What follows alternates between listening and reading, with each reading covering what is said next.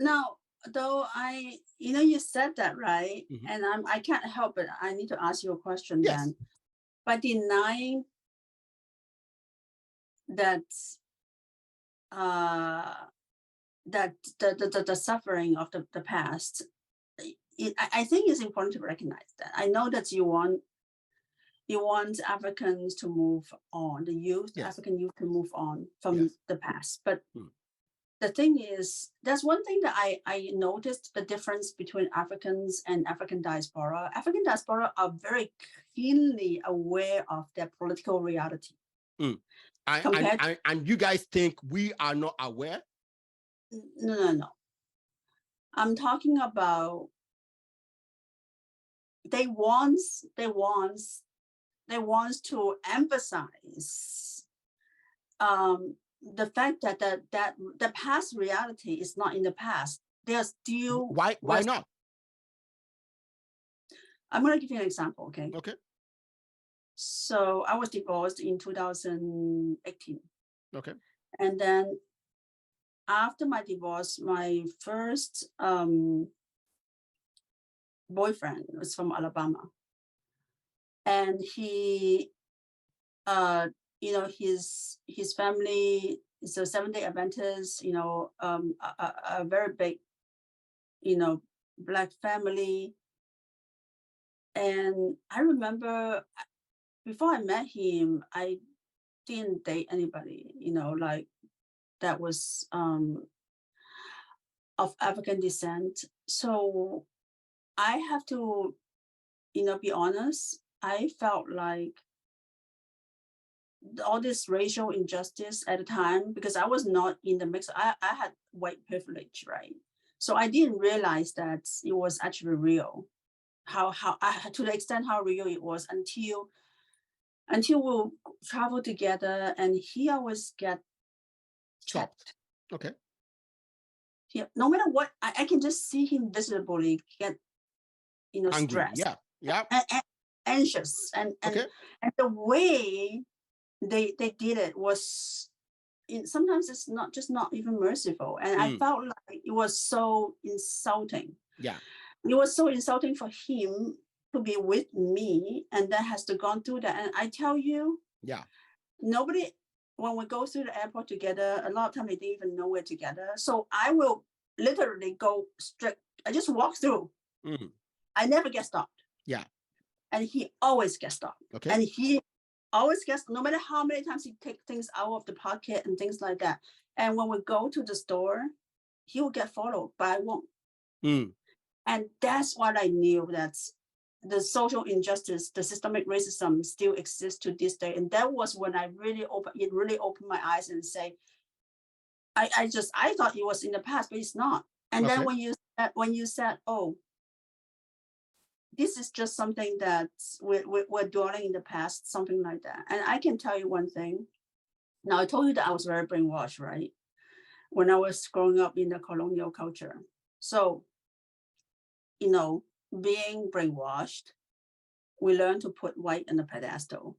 We learn English. A lot of people do that in Africa. Exactly. So I was like that, right? And so I married somebody who's white. Okay. And one time when I first got married, I said, why is there racism toward Blacks? And he's like, because of fear. And I didn't understand that. I was like, huh? I don't understand. What do you mean by fear? Like, it just feel like there was a lot of, in terms of, for example, income, or things like that. It's like, what are you fearful of? And I didn't realize that until I really understand the Black culture or the African culture. Then I realized, oh my God, it's like, I always tell people, even the Nigerian youth, I told him, I was like, you are African descent, you are the superior race, you are intellectually outstanding, you are physically supreme, you are emotionally empathetic, and most importantly, you're spiritually integrated. So your head and your heart and your body and your spirits are in tune. And that's why you are the most empathetic species and you are the supreme species.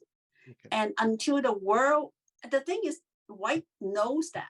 The whites know that, and that's why they're so afraid. Well, okay, so I'm telling you that I don't know anything about that. Okay. No, I know, because okay. I know. Okay. Maybe you do. Because you're African descent, but I know. Maybe you do, but I don't know anything about that. And I don't believe anything about that. Okay. That's for me. Okay. Now.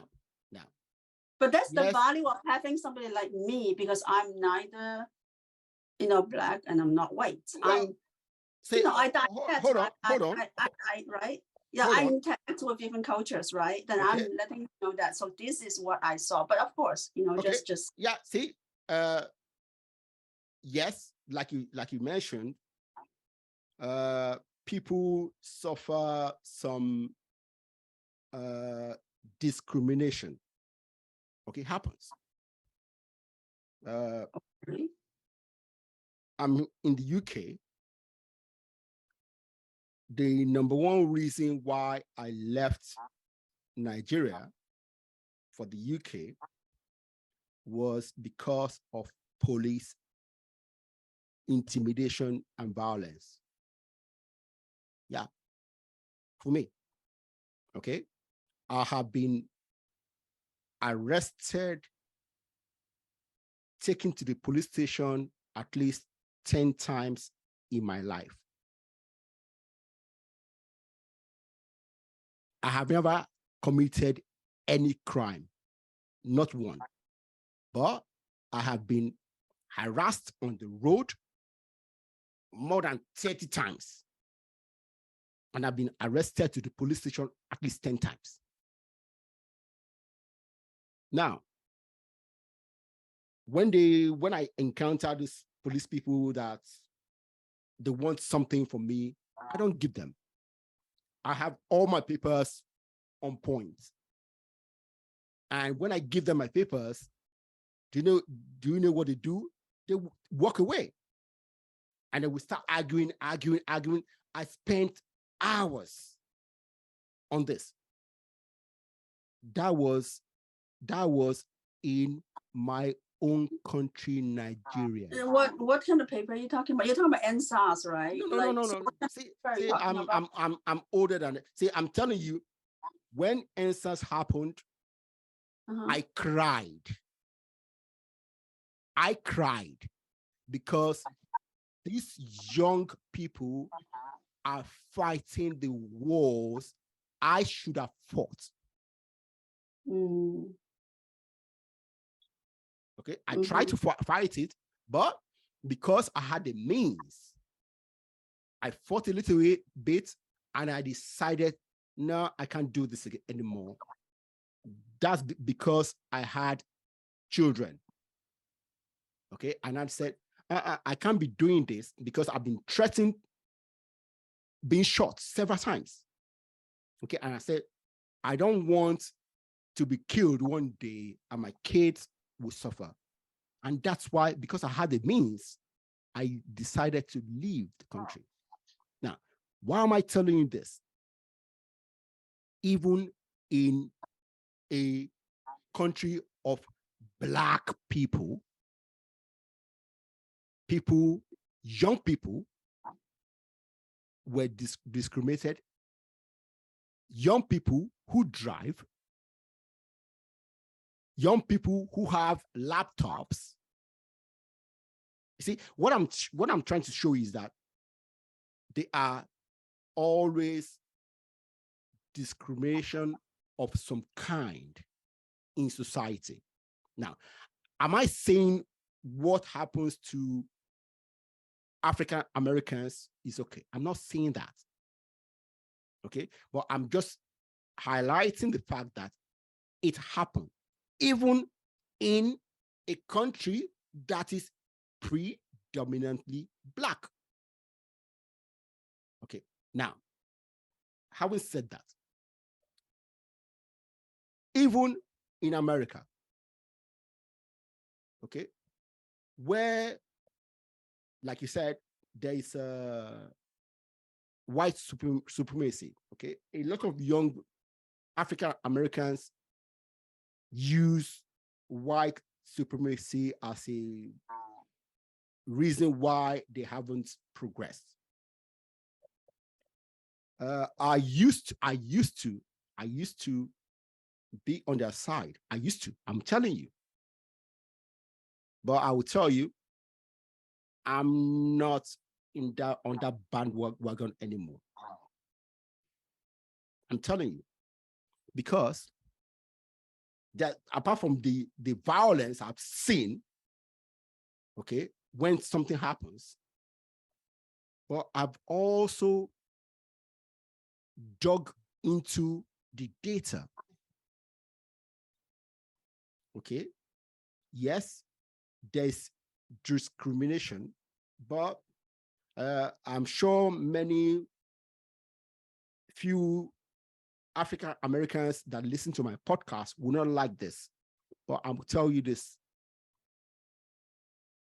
The police in America doesn't kill Black people more than any other group. Now, police violence is real. Okay? Police violence is real. Like I just told you, in my own country, that's why I ran away. So police violence is real. But in America, they don't specially target Black people to kill them. Where do you get your statistics from? Okay. Now there's a hold on. There's a Harvard professor called Roland Fryer. Okay, check him out. There's overwhelming. Hold on. Stats. I mean, hold on. Okay. He did the work, and you know what? He's a Black man. He did the work, and when he finished the work, he was told not to publish it. He did the work. Now, in his work, the conclusion is that, yes, when it comes to harassment, yes, there is a statistical whatever that Blacks are more harassed than other people. Yes. But when it comes to killing, no. How about incarceration, jailing? Well, I haven't done that level of work, but there's so many things. But I have done that. Okay, there's so many things. Hold on. Population in Black and there's so many things. Jail. What? African Americans about 12 to 13% in the U.S. But in terms of incarceration, they are about 40%. Okay. It's disproportional. Okay. Now, when it comes to the crime, what's the crime stats? And that's why we said systemic racism, right? And you said, hold on. Let's leave racism. No, we can do that. This is part of the political system, and I'm telling you that the difference between what you're saying and what I'm saying is you can change the political system so there's no more SARS, but you can't change the color of the skin. You cannot go around in the shopping center or going to the I was coming to that. Now, right. Africans, Caribbeans, Nigerians. See, I have a lot of family in America. All right. Okay. Have been Black from Africa. They haven't changed the color of their skin. Okay. Neither the children they had in America have white skin. Right? Do you understand? Do you understand what I'm saying? Yes. Okay. They are not complaining or being targeted for their Black skin. They are success. See, all my family.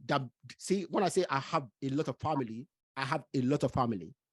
In fact, my first daughter was born in America. Okay. I have a lot of family in America. Okay. None of them have been specifically focused, followed, harassed more than normal. They are all successful. So you're saying that because they're more successful and I'm not saying anything. I'm just saying that, okay? But I'm saying this specifically. Their skin is as black as it was when they were in Africa. They haven't changed it. So I leave it for you to tell me why not. I felt like there was a political consciousness or awareness that we differ. Okay. So I actually don't really want to go into it because I don't think that's going to make any difference. Whatever I said. No, I can only tell you from most of your guests are probably, I don't think that many of guests have that kind of cultural experience that I have, and so when I'm talking about these race issues, I'm not coming from an angle of as a African descent. I'm not coming from an angle as a white. Okay. I'm pretty neutral. I want to say I'm pretty neutral. No, you're not neutral. I also know a lot of different I have interacted with different cultures. Okay. Right? I have too. Indian, European. Yeah. Right. I have too. Mediterranean, Middle Eastern. I have too. See, you know what? The doctor that delivered me and my sisters are not black. But you are African descent. You actually live in I'm African. I'm Nigerian. I'm Igbo. Understand that. So you are in the bubble. I'm not in the bubble. What do you mean I'm in a bubble? You are in the receiving end of things. Receiving end of what? Of experiencing African descent reality. But I'm not. Hello. Yes. I lived the most of my life in Africa. I love Africa. Okay. That's what I said. Hold on. I'm here in UK. Yes. I'm living my life. See, I don't think we want to focus on this divisive and arguments. See, you do a lot of important things in Africa. So that's what I want us to talk about. But that's important. That's what we talk about at the State of African Diaspora. We talk about, we reminded each other. Okay. How important it is to understand the present reality. Okay. Of continual. I'm just giving you my own reality and the reality of many of my family members who live in North America. Okay. Okay. So they don't have the same reality that people who talk about white supremacy, white privilege, they don't. I don't. I mean, of course, we all have our why not experience, right? Okay, why not? Very, very personal experience. Like I like to just count on statistics. The average income of African American in the U.S. is about 40,000, and then for white is 60,000, for Asian is 80,000. That is the reality. The reality in Zimbabwe. Tell me, what is the average for Nigerians? I don't know what the average for Nigerians. I don't know the average, but I know the average of Nigerians is higher than the average white American. Why is that? Why is that? Because Nigerians are highly educated. They are actually the most educated ethnic groups in the US. Exactly. So the point is this: if people who cross the sea in the last few decades to come to America, they came there, they did their thing,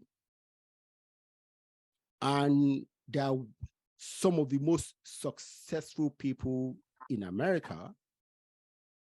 Tell me, Helen, you think as if an African in Nigerian, do you think if I was in San Francisco, I step out of my house, that people will know this guy is not African American, is African? Do you think they will know that? Seeing me stepping out of my house. I'm not sure what you're trying to get at, but what I'm trying to get to is this. Mm-hmm. Africans, okay, and African Americans, they look alike. Nobody knows the difference until you speak to them. Right. Okay. Right. So what is the difference between them that allows one group to become successful, not complaining so much about white supremacy, about this, about that, and the other group complaining about that? You know, education will always bring, well, I should say, people who are educated has more opportunity to make better income. That's always true across the board. That's good. That's good. It doesn't matter what race you are, right? Okay. I tell you this, Obama, when the day he won the first election, in his book, he said, I went to the airport and I got searched. Yeah. And he's Obama. Okay. My point is that race. No, hold on. Yes. Was it that story he was searched, was that after he became president or before? He won his first election as the senator. As a senator, okay. Yeah, okay. So he was at the airport because he's done campaign that day. He was with his crew and he got stopped. Okay. Compared to his other colleague. Okay. In the campaign office, and then the thing is that I'm not saying that. Okay. See, I've come to America several times. Okay, I passed airport in Florida, airport in Los Angeles, airport in Philadelphia, airport in Dallas, airport in Houston. I have never experienced anything abnormal. That's me. And I'm black. My color never changed. So I'm not saying it doesn't happen to people, but I'm just saying, hey, I've never experienced that anywhere for me. Okay. Okay. So my point is this. See, I know that there is racism. Okay. I know that there is discrimination in life. Okay. But what I'm just saying to you is this. Those things happen. But people still do what they need to do. Okay. And that's what I encourage young Africans to do. No matter what happens, unfair, whatever, focus on your goal. Focus on where you want to go. Because I will tell you this, once you buy into the victimhood mentality, you're done. I don't disagree with that. I think we're on the same page. Once you buy into a victim mentality, you are done.